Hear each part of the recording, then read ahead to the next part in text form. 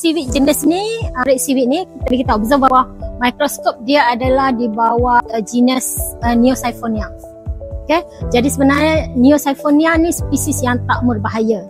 Mungkin ada hasilkan toksin dalam sel dia, tapi hanya untuk pelindungan diri dia. Okay? Supaya dia tak dimakan oleh haiwan lain ataupun herbivore lain. Jadi untuk manusia sebenarnya dia tak ada kesan, dan sebenarnya insiden ni kalau kita boleh gunakan seaweed tersebut, kita boleh harvest dia, kutip dia, dan kita boleh produce macam-macam jenis produk. Salah satunya paling simple yang community mungkin boleh buat, kita boleh hasilkan baja.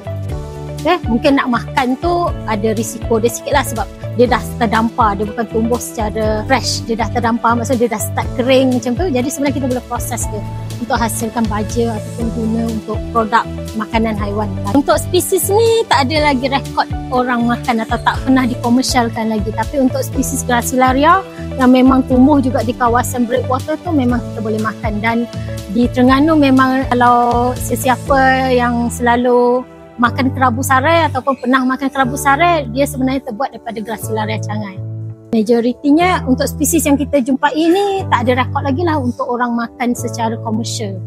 Boleh makan, tapi buat masa sekarang tak ada rekod yang betul-betul buktikan orang makan tu tak ada kesan, tak ada lagi kajian ataupun tak ada rekod apa-apa lagi.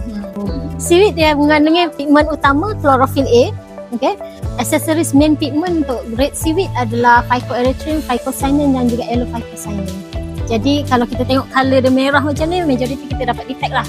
Sebenarnya content untuk phycoerythrin akan tinggi. Dia memang semula jadi pigment tu lah yang sebenarnya jadi indikator itu adalah red seaweed.